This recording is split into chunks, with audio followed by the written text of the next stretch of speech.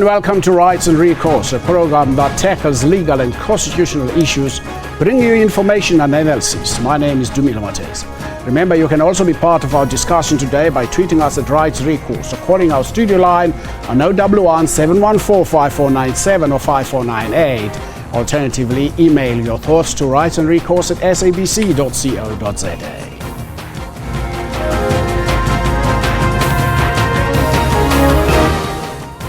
In 2010, Reverend Ecclesia DeLanga announced to her congregation that she was going to marry her same-sex partner. Her congregants applauded her in what she described as a most joyful moment. But unfortunately, the church where she served as a priest was not willing to share in her jubilation. Reverend DeLanga was charged by the church with being in breach of laws and discipline of policies, decisions, practices, and usages of the church. She took the matter to court and lost at the Cape High Court, Supreme Court of Appeal. Eventually on Monday last week, she lost in the Constitutional Court. Today on Rights and Recourse, we examine the actions of the church from a biblical, labor relations and constitutional point of view. The unanimous judgment written by me, in which Mogoeng C.J., Cameron J., Jafta J., Kampepe J., Madanga J., Matojani A.J., Nkabinde J., Van der Westhuizen J., and Zondo J. concur, we hold that it is not in the interest of justice to hear Ms. DeLanga's appeal. We reach this conclusion for a number of reasons. First, there are no reasonable prospects of success in reversing the High Court or the Supreme Court of Appeal decisions, that there was no good cause shown to set aside the arbitration agreement. The Supreme Court of Appeal correctly dismissed Ms. DeLanga's allegations of bias. Arbitration would be the appropriate forum to examine the church's application of its rules proscribing same-sex marriages by ministers. It would not be appropriate for this court to interfere, especially considering that the church's line regarding same-sex relationship is drawn close to its religious doctrine. To unpack today's topic, we are joined in the studio by Reverend Mosen Clark, General Secretary of the Evangelical Alliance of South Africa. We'd also like to welcome Mr. Mfano Zelwe Shows, the Chairperson of the Commission for Gender Equality. And lastly, at our Cape Town studio, we are joined by Professor Pierre de Vos, constitutional law expert from the University of Cape Town. I'd like to point out, though, we did invite the SACC and the Methodist Church, but for some reasons they could not be here.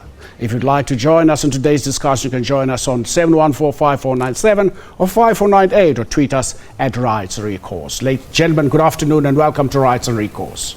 Good afternoon. The first question I would like to know from you, Reverend Nkla, is how does the church deal with people who are lesbians and gays in their congregation, or has the church not come to terms with these sexual orientations? Well, the church has come to terms with the reality of same-sex issues because the church continues to deal with the frailty, the brokenness of human life. So we're familiar with this. We live with it daily ourselves.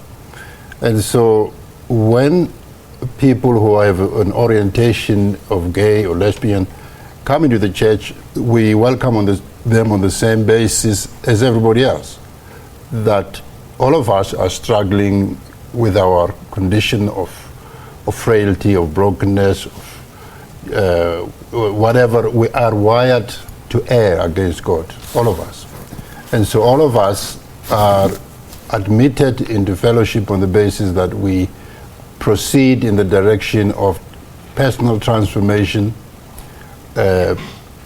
in the direction in which the Holy Scriptures tell us, here is what God's will is on these things. So all of us are pilgrims in the journey, and we welcome them in that way. Well, take comments on that. Prof, I just want to go back to that judgment by Judge Museneka. I am persuaded by the fact that the Constitutional Court did not necessarily deal with the real nitty-gritties in this case. That is correct. It found on various technicalities it couldn't really deal with the substance of the case.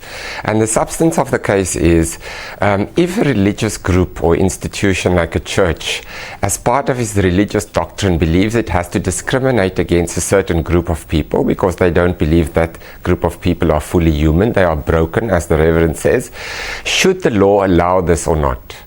And the court never really dealt with that question. To what extent do we give religion a free pass to discriminate against fellow South Africans? And to what degree can one limit the religious practices of individual churches because that practice is harmful to a certain section of the community because it discriminates against them? That the court didn't deal with. Mr. Shozi, nobody would dispute that the most important day in a person's life after his birth and baptism is that of his marriage or her marriage. But frankly, there are people who believe that the church is making lesbians and gay people, they're making them live a life of hell on earth. Is that true? Definitely. When you look at the treatment of this pastor, for us, we believe that the church has been very dishonest. One, they allow these people to live together in a month. Yes. Then when they want to actually get married, they actually suspend and also fire the minister. And secondly, and we know that, does the church now allow domestic partnerships? Fat and sets. Is that within the doctrine? But when you want to get married, all these things they go to. But I think what is also critical is that the church is not ready in terms of its doctrine.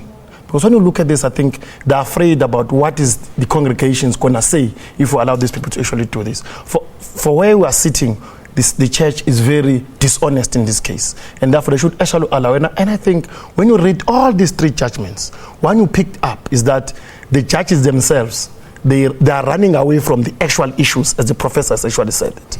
And you could see when they quote from UK and all this to say the courts are not supposed to actually focus on these issues. The constitution in this case now, it's actually under the religious doctrines. It's like a subset of them, and it's not the supreme law of the country. And for me, I find that very, very difficult.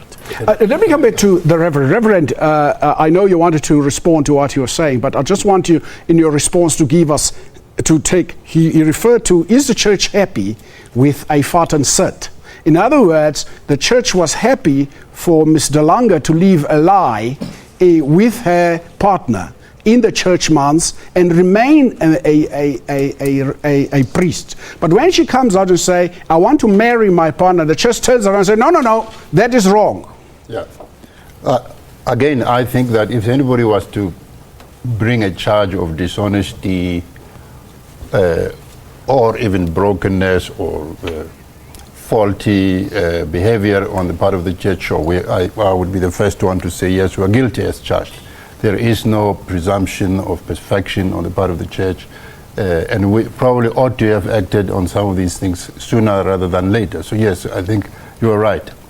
But again, the issue for me, and I'm no Methodist, so I don't say what I say on behalf of the Methodist Church. All I can say is that the hope of people who self-identify as Christians is that they are pilgrims on the journey toward living the life as warranted by scriptures.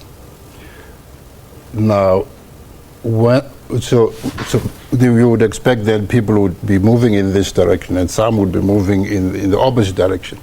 But when you institutionalize the relationship in the way that the Lange case was saying, it is saying they are not moving in the opposite direction away from what the Bible prohibits. It's actually institutionalizing precisely the set of things that we read in the Bible that God is opposed to. So I think that to return to what Mr. Shozi said about whether the church is happy with the fat and set and so on, for sure, we are not. There is no church that is happy with this. There's no church that would like to spread the kind of value system that says fat and set is okay. So, but you most definitely will find people in the church who do what it said. However, the difference between the De Lange situation and this is that she would be a priest or a leader within, a champion of the values of this organization called the Methodist Church. Now, any organization that believes one thing and invites leaders... Is the church willing to transform? Let me finish. Any organization, whether it's a business organization or a university or SABC, you don't want your CEO to come with values that are contrary to what this organization has considered its own values historically. So unless there's been consensus that we are moving from these values. In the case of De Lange, there has been no such consensus that we are ready to abandon our values. So I think it is only realistic that the Methodist Church should blow the whistle and say, we can't permit this. And with regard to the constitutional issue, the idea that what is constitutional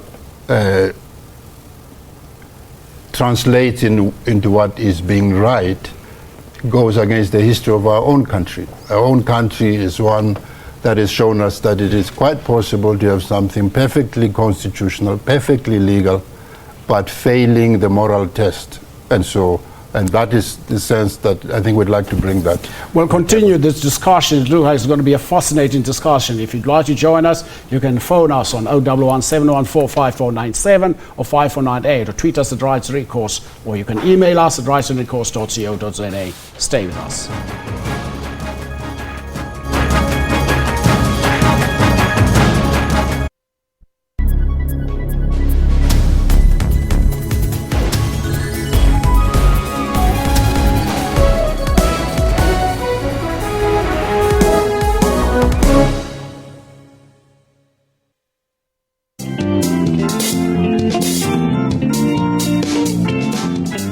Had always been around boys from a very young age. I've always been a girl who wants to intimidate boys. I want to do things that men can do. With education, it was the key. It was the first thing that I needed to do. I got an opportunity to go work overseas. And Kim Burrell as well, where she trained me on my vocal exercises and whatever. And I thought, this is your passion and this is what you need to do. Join me, Pule Mulebati, on your show about those who take on and conquer life's challenges every Saturday at 5:30.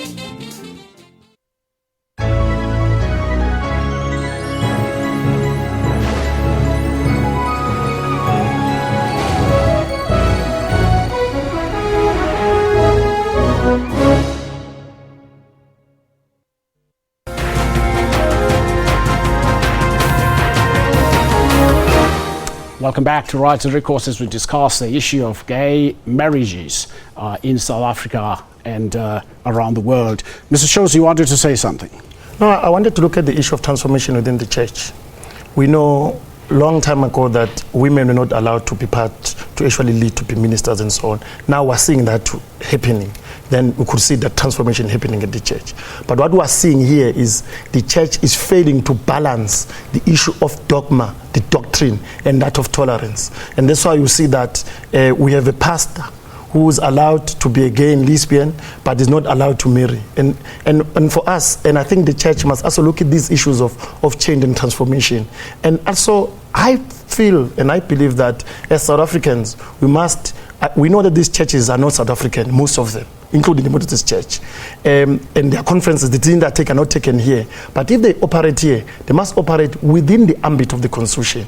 And I feel that the lobby groups are going to actually, because what is also assisted us with these 3 judgments is that they're also giving us a legal advice on how should actually take these issues forward in relation to actually addressing some of these issues. And I feel that maybe we need to actually take the policies of the Methodist Church before the Equality Court and test them there and see what is going to happen. I think for me, we can't have religious doctrines actually overpowering the constitution of the country, which all of us actually fought dearly for it. We'll go to that. Prof, it would seem to me that the Constitutional Court has referred this case back to arbitration, but reading the judgment, it would seem arbitration did take place, and Mr. Lange was not happy with the chairman of the arbitration committee.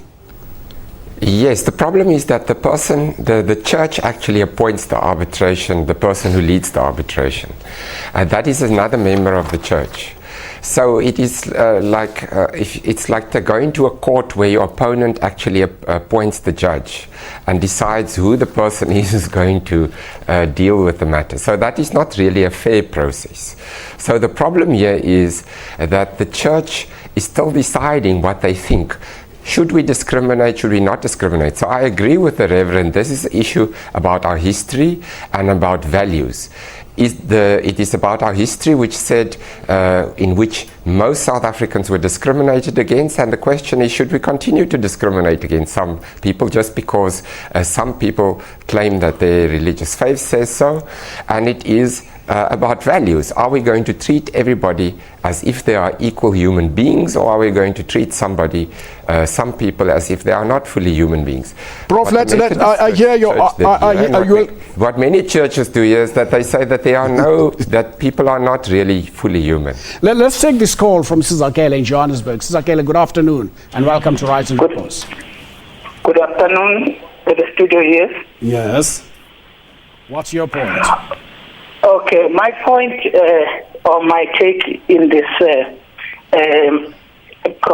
challenge or a problem is that I do understand what the Reverend said about the values of the church, but I'm get confused because the church is an institution in itself which is residing within the country.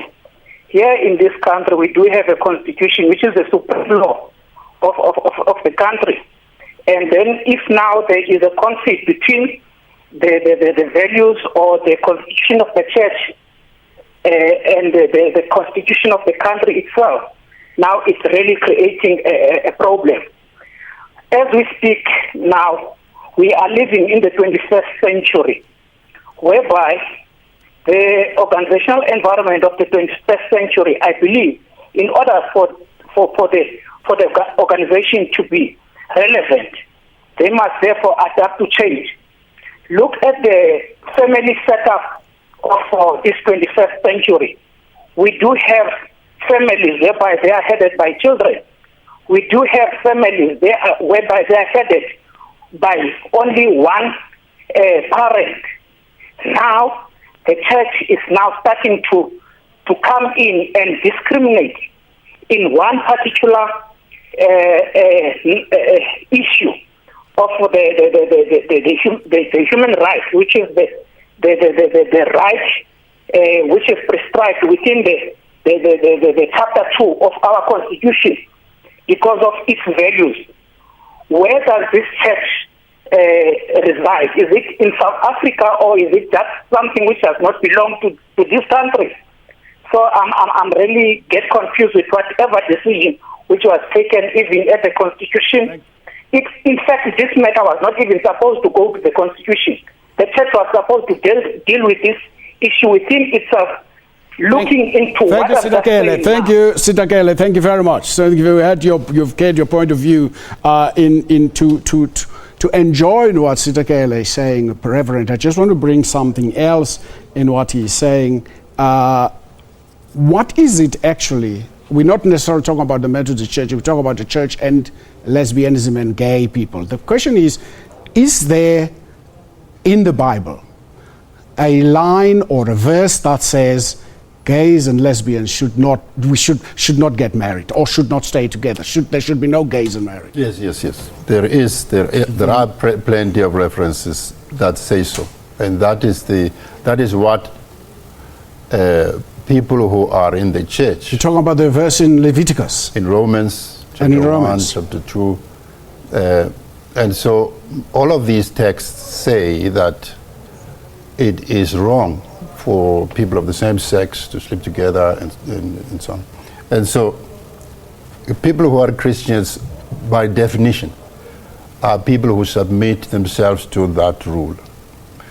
And so I don't think that any state can come between God and people and say, actually, God is wrong, we are right.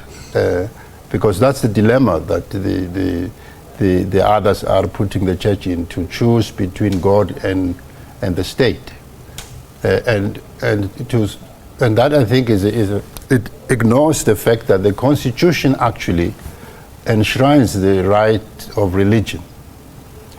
The churches historically, from the beginning of the struggle to end apartheid, were very much a part of it. They are central to that struggle. And when the Constitution was put together, the issues that are important to South Africans include religion. And so we can't then say that this Constitution we fought for and the church is beginning to try to shift from it. We're saying that Constitution exactly affirms what we're saying, that the religion has a right to affirm its beliefs and its doctrines within our society, and that should be okay. I want to go back to something that the Reverend has mentioned just here. Probably I must start with you, Prof. I read somewhere that you wrote an article against Leviticus chapter, I'm not sure, this verse we spoke, Leviticus 18, verse 22. Around this issue we're talking about, the Reverend. You know, I'm not a religious person myself, and I'm not an expert of the Bible, but I do know that in the Christian Bible there are many provisions that are providing for horrific things. For example, it condones slavery. It condones abduction of a woman from another country. You know, those kinds of things are clearly wrong. It's immoral. And so the question is, as was done with the Dutch Reformed Church, the church that actually gave apartheid a religious veneer, they have now decided that same-sex relationships are exactly the same as different-sex relationships.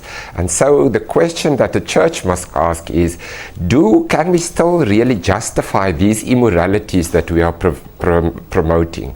We don't promote slavery anymore, although it is in the Bible. Isn't it time that we also stop promoting this kind of discrimination, as the Dutch Reformed Church very recently did? I mean, I'm quite surprised that the Dutch Reformed Church, the church of apartheid, is actually ahead of many other churches on this issue of morality. And so I don't know why, but it is quite surprising. Mr. George, it would seem that the church have not reconciled their constitution and the constitution of the land. No, definitely. I don't think they've ever looked, if you look at their line of argument, it's difficult to understand why they've not done that within the 21 years of democracy.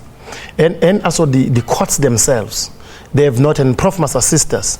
When you read the three judgments, you could already see that they are wary to actually apply the balancing act and the weighing of different rights in the Constitution, which I think the Constitutional Court, the Supreme Court of Appeal, should actually assist us with that. And I think the church must also, not only the Constitution of the land, as a country have rectified the number of international protocols, and the church that is operating in the country as well must be able to actually do that. Therefore, we cannot, as Prophet said, we cannot take evidence that is in Constitution, in the Bible, and say we can apply it, because some of those things are really oppressive to women or previous to all of us. Therefore, it's important for us to make sure that we look at the Bible and actually make sure that we modernize it to actually fit the modern society that we live in. Well, we are discussing the issue of gays and lesbian marriages as after the Constitutional Court ruled on the Ms. Delanga and the Methodist Church issue, even though we are not necessarily talking about the Methodist Church here today. But if you'd like to join us, on 117145497 or 5498, or tweet us at Recourse. Stay with us.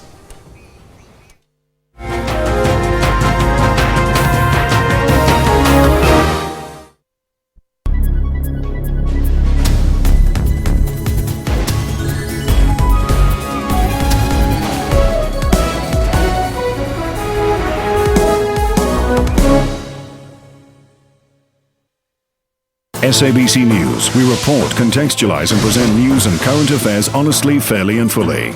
We consider it a duty to provide consistent, relevant, useful and top quality information and analysis. Our mission is to provide credible, accurate and interesting news programming, bringing news into everyone's homes in everyone's languages. Thank you, South Africa, for relying on SABC News for quality news output and for making us your #1 source of information. SABC News, Africa's news leader.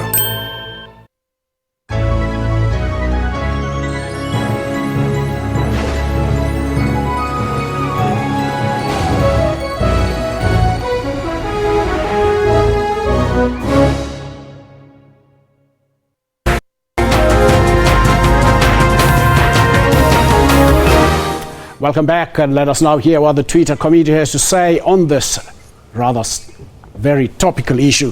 Bishop Babes says, the Bible forbids many things that are actively done in the church. In other words, they says the church is playing double standards here. Moran Dobeng, I concur with the court. God created Adam and Eve and not Adam and Steve. In God's kingdom, democracy does not exist, only fairness.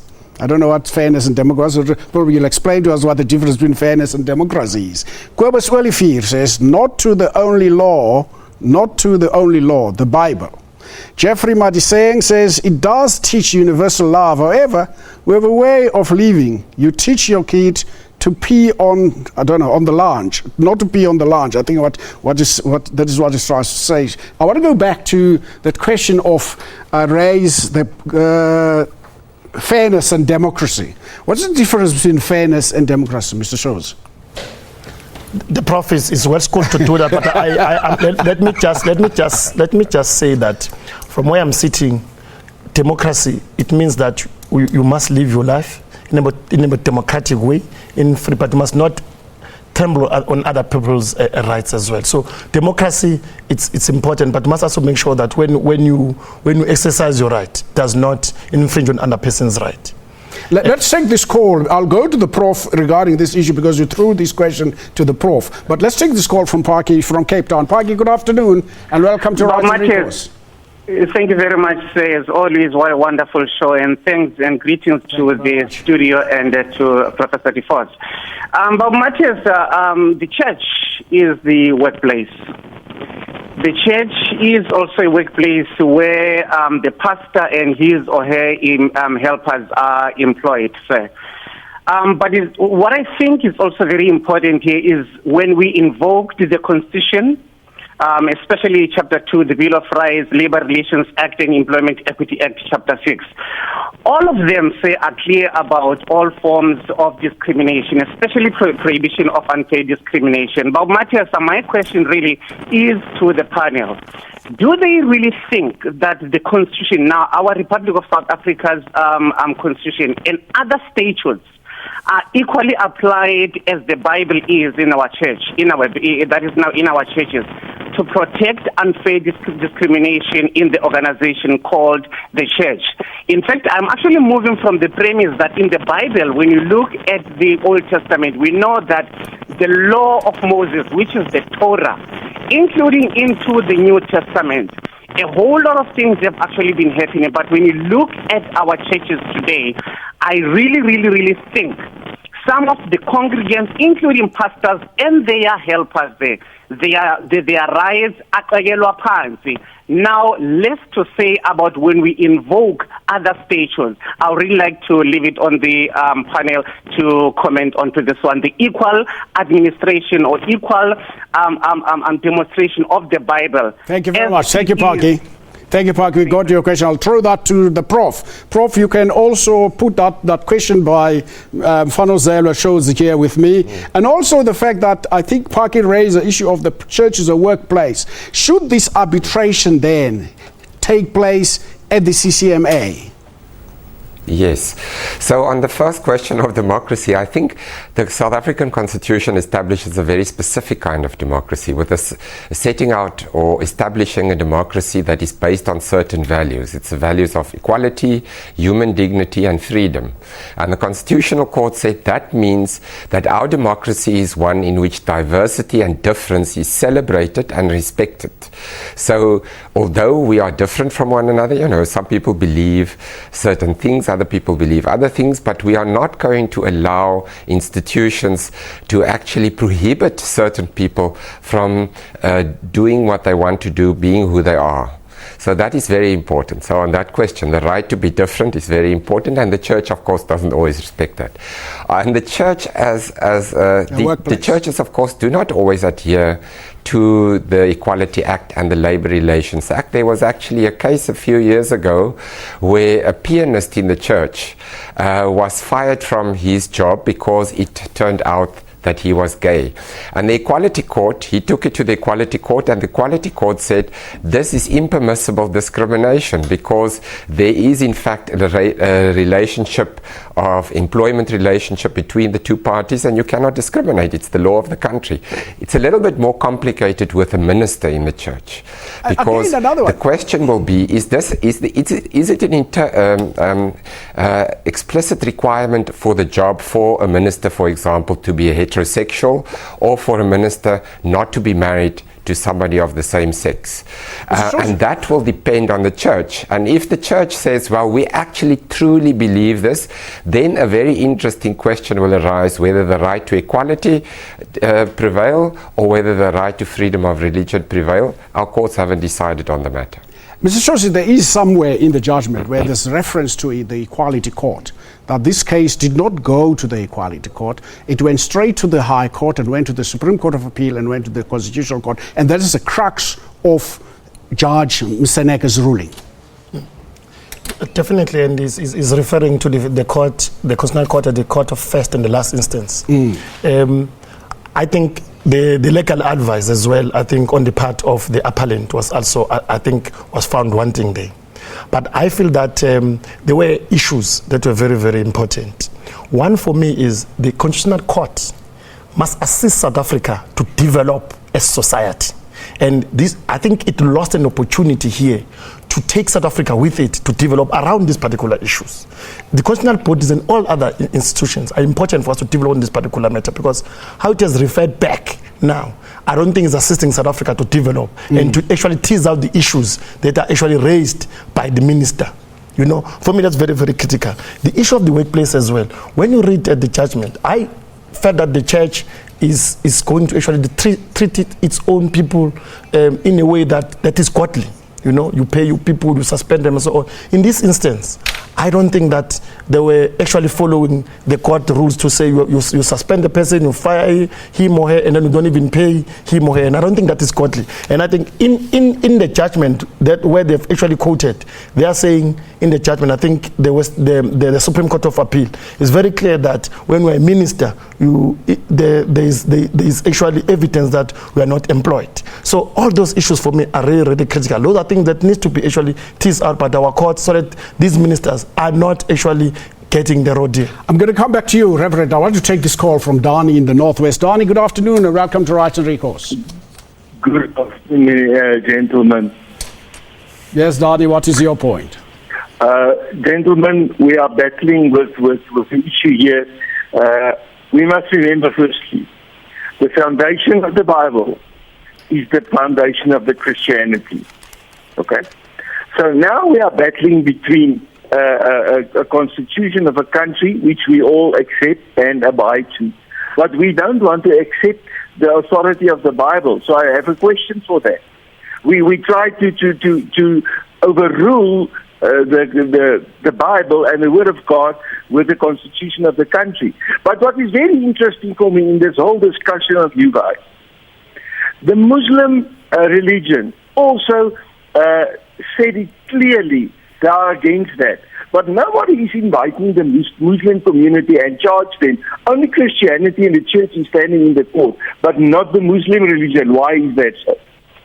Well, let me leave that to the Reverend to answer. I think you had me confused a little bit. I think you touched on the hearings by the Commission for the CRL Commission also, and I think that's not what we are dealing here with. I think, but he did say, seems to be saying that the Bible is above the Constitution, Reverend. Is that so?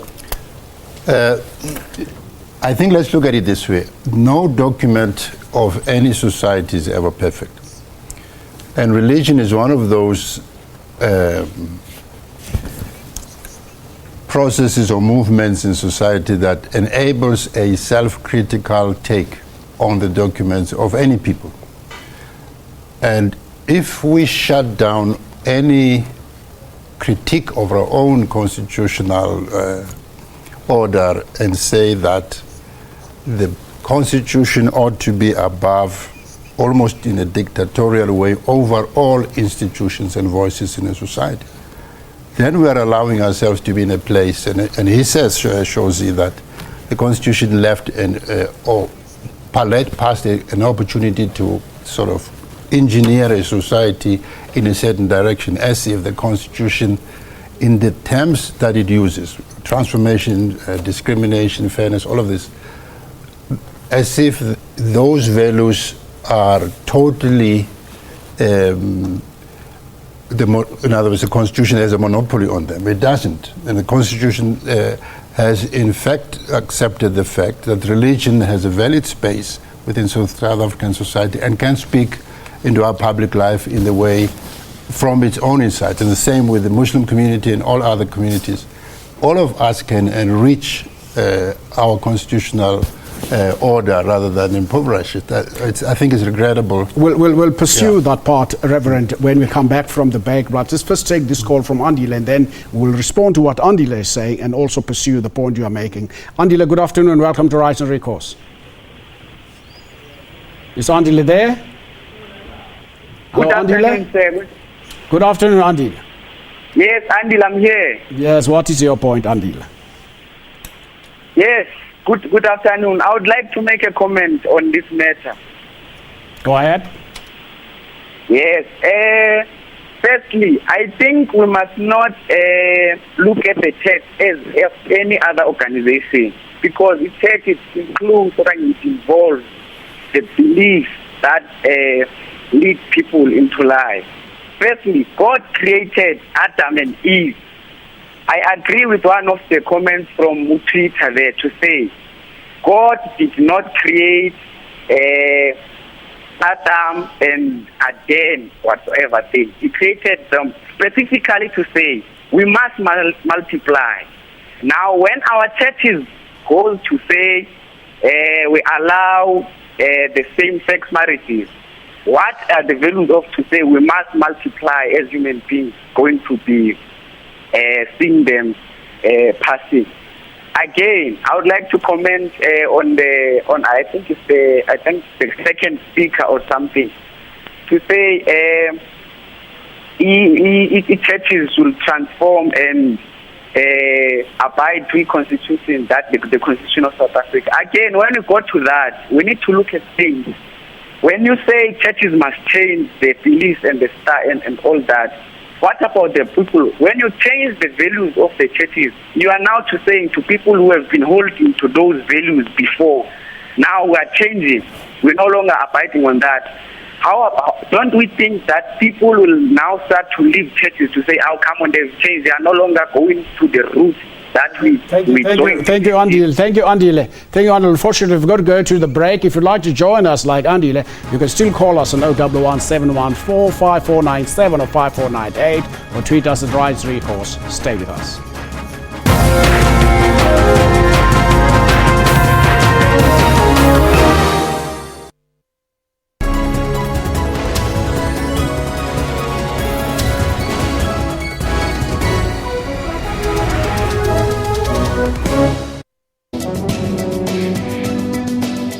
Our eyes are the window to the beautiful wonders of the world, but blindness enhances other senses. Technology has made living with blindness easy. If you look on the side here, it's got like grooves in there. Yeah. So the first one after when it comes together will be at 20 Rand, 50 Rand. And if I slide this in, I can see according to the grooves, it's now on 50 Rand. To Steve Kekana, blindness was never a hindrance, but a blessing. You got to know that you are the child of the universe, being blind, and you've got the right to be here. Join your host, Dr. Sello Mutawun, every Saturday from 9 a.m.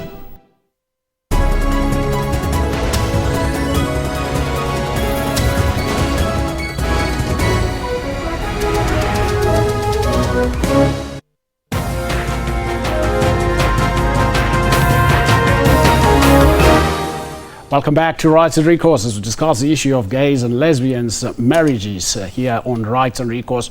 We are having calls thick and fast. Jackson from Mpumalanga. Jackson, good afternoon and welcome to Rights and Recourse.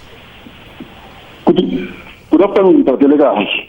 Yes, Jackson, what is your view on this matter? Yes, I've been listening to Professor, man, and fortunately Professor is somebody I trust for most of the time because I've been listening to quite a number of interviews that he had on various cases or aspects. But today, he actually disturbed me a bit to find that he is not believing in the religious fold. And I would want to think that actually limited my scope now of trusting him.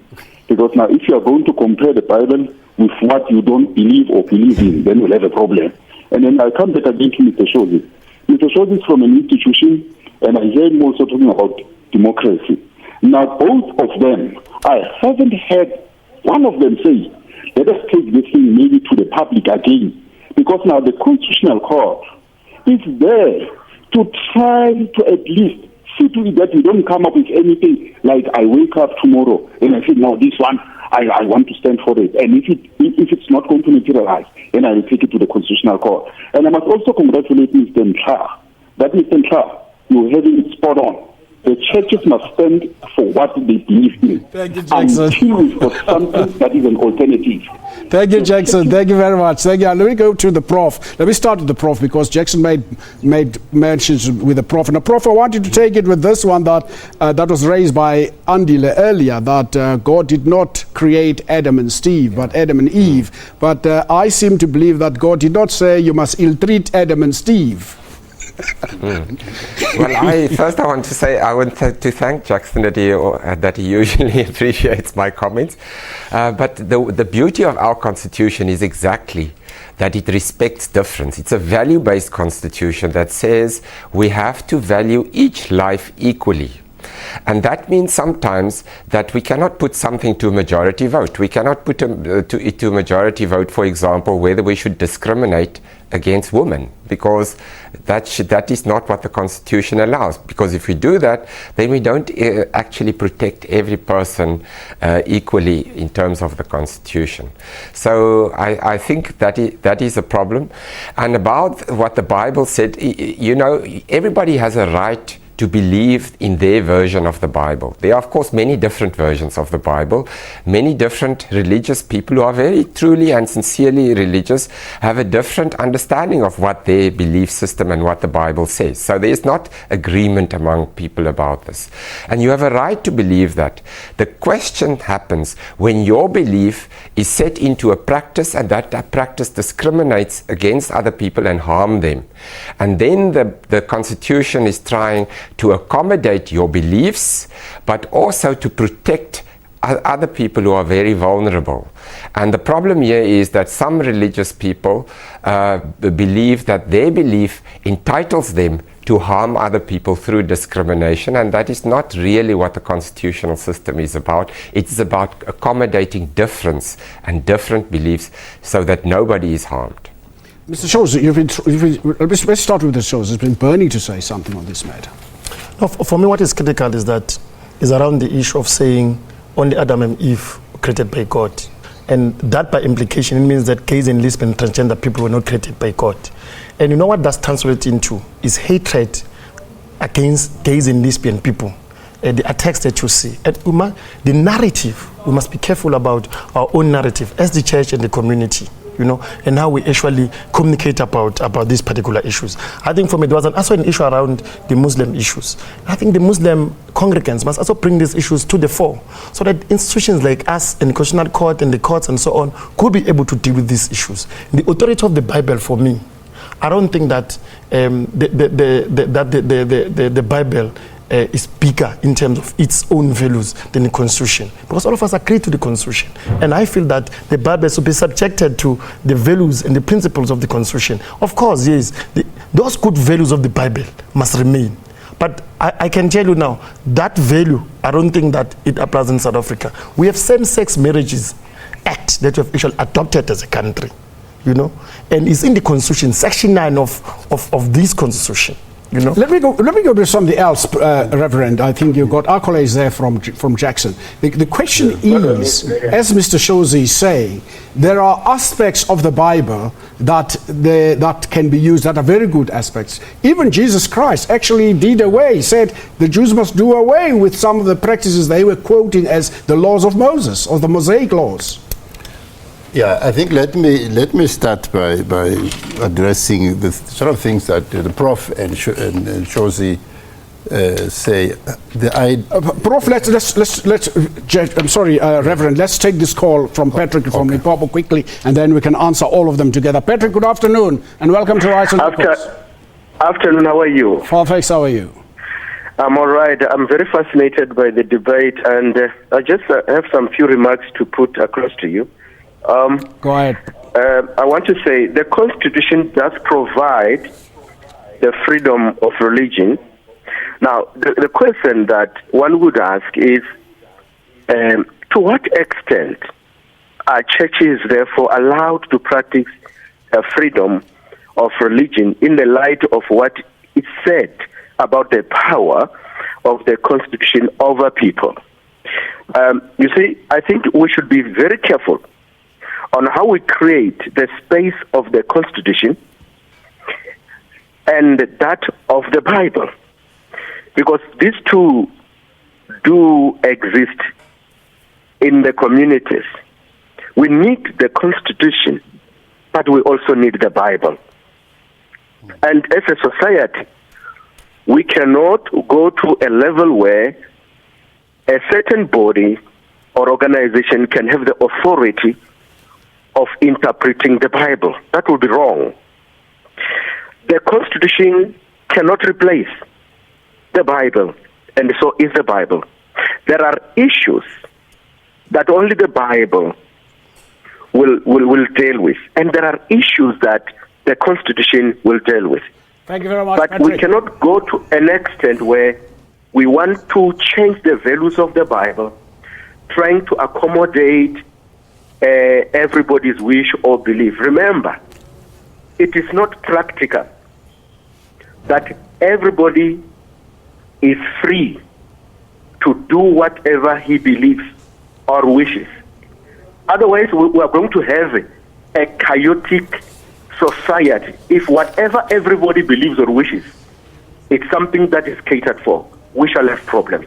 Well, thank you, Patrick. As we go for another break, if you'd like to call us like Patrick, and call us on 011 794 5497. I see the calls are coming thick and fast. Or you can always email us on rightsandrecourse@sabc.co.za. Stay with us.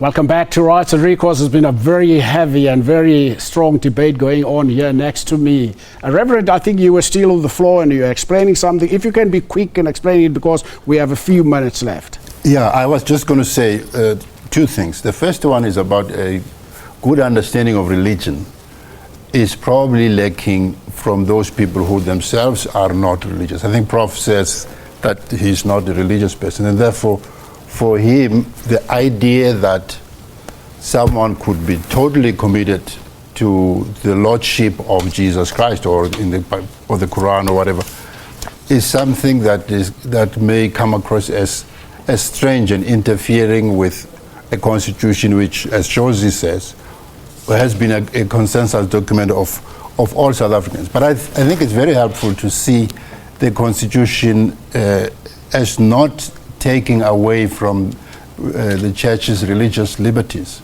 and that the church is allowed to practice this religion in the country. Let's take this call from Tata from Limpopo. Tata, good afternoon. Welcome to Rights and Recourse. How are you, sir? Fine, thanks. How are you? We are running out of time. If you can be quick.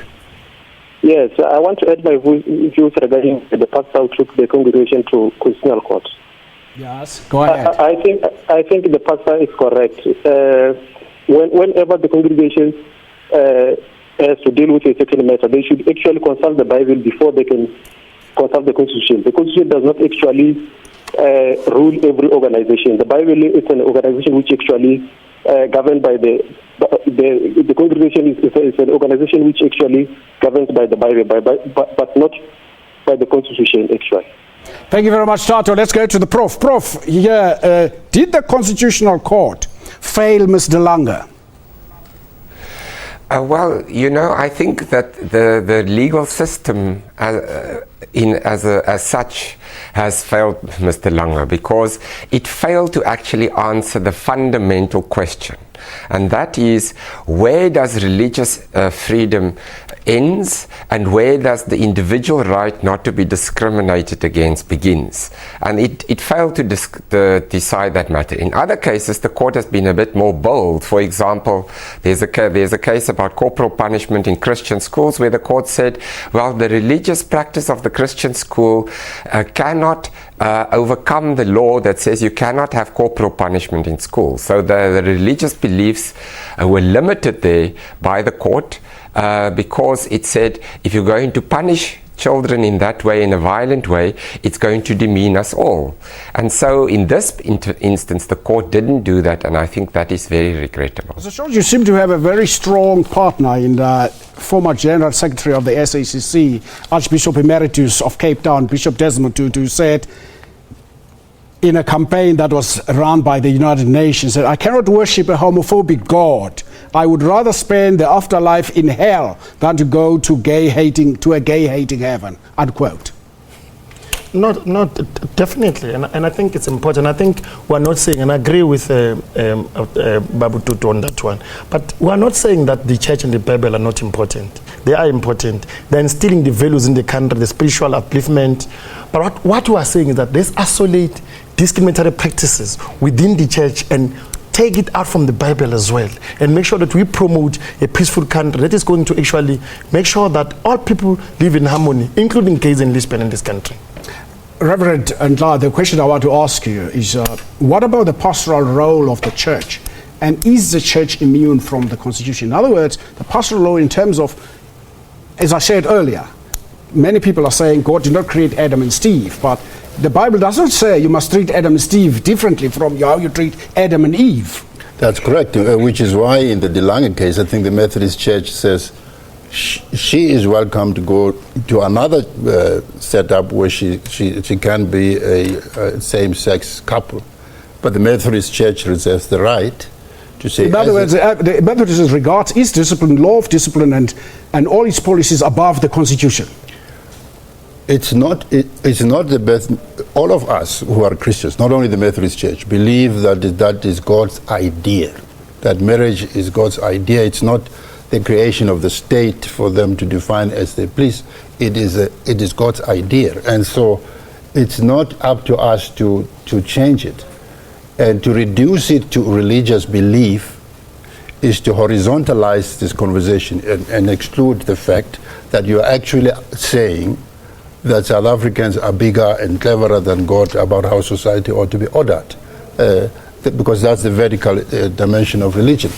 And that is unfortunately not fully understood by people who themselves don't self-identify as religious, whereas the Constitution does. The Constitution accepts the religion as a valid expression of South African life, and that people have a right of religion, of religion. But gentlemen, I know we are going to spend a lot of time discussing this program here. It's been a very a topical issue. We've seen from the calls we received. I want to thank you very much. It's not a problem we're going to solve here in the studio. And thank you very much for taking part in this discussion. In closing, I just want to say, read John chapter 8, verse 3 to 7, which says, "And the scribes and the Pharisees brought unto him a woman taken in adultery. And when they had sat in her midst, they said unto him, Master, this woman was taken in adultery, and in the very act.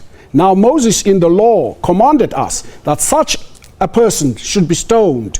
But what sayest thou?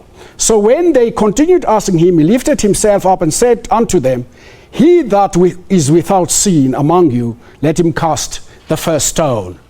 This program is repeated at 5 on Monday morning, and you can find us on Twitter and on YouTube. From all of us here in the studio and the rest of the team, thank you very much to our guests, and goodbye.